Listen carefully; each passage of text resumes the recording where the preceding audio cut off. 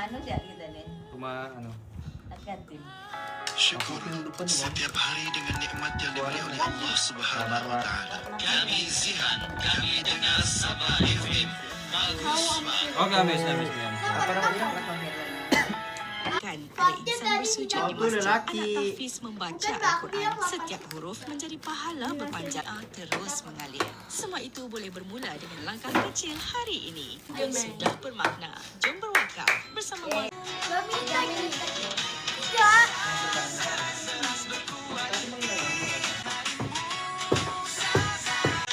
Siti, tahun ni kita buat umrah lah. Boleh. Kau dah punya travel.